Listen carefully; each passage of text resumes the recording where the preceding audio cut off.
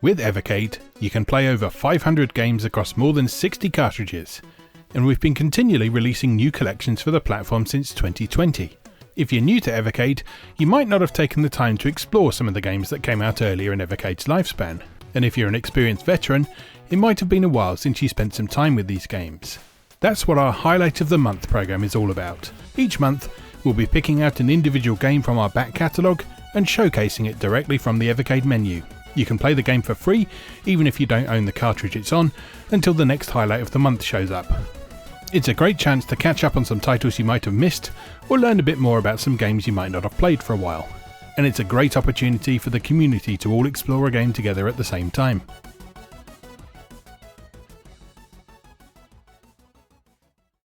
For April 2025, it's the turn of Gremlin's mascot platformer Zool, part of Gremlin Collection 1 for Evercade. This is a fun game with some interesting history behind it, so let's take a closer look. In Zool, you take control of the eponymous hero, who is a ninja of the nth dimension.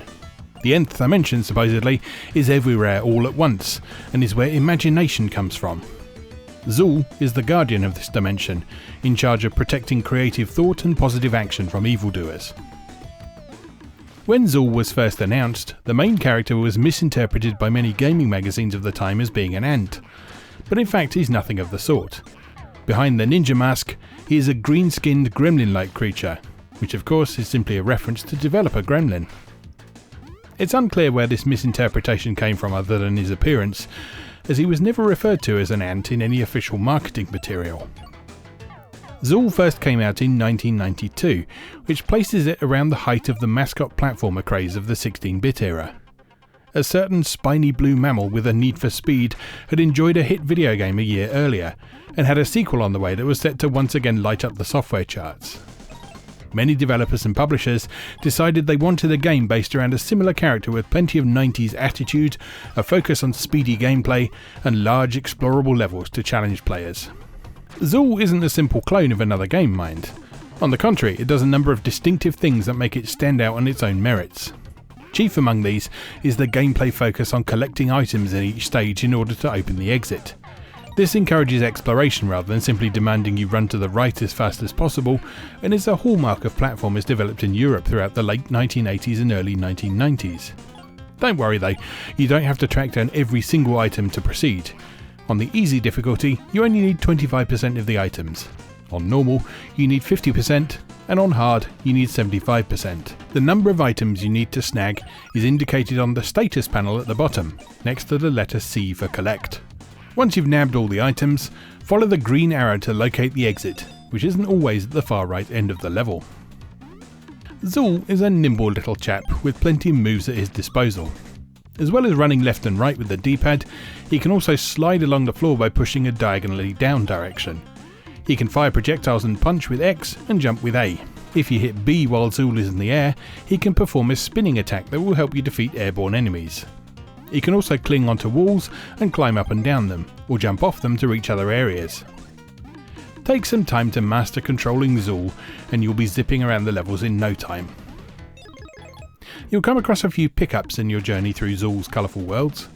Besides the regular bonus items that you'll need to collect to complete each level, you'll find hearts that restore Zool's health when defeating enemies, bombs that eliminate all on-screen enemies, a jump power-up, a shield that offers temporary invincibility, extra lives, and a 2 Zool item that allows you to summon a clone of Zool that supports him in combat.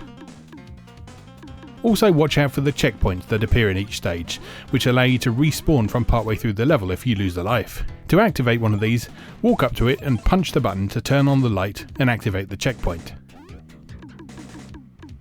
If you're struggling to get to the later stages but want to see what you're missing, hold down the start button and press B, right, X, A, X, left, X, then down. Those familiar with the original host platform for Zool, this would have spelled out Crab Ballad on the original controller. After this, hit start to pause if the game isn't already paused, and the left 2 digits of the item counter will change. The first digit denotes the world, and the second is the level. Select a world with up and down on the D-pad, and a level with left and right. To go to the chosen level, press X, A and B together while the game is paused to return to the title screen, then start the game again. Alternatively, if you want 225 health points and 999 seconds on the clock, hold down the start button and press right, X, down, X, right, A, left, up, then right, which spells radar blur on the original host platform's controller. Then finish a level, die, or press X, A and B together while the game is paused to return to the title screen and start a new game, and Zool will be powered up when he next spawns in.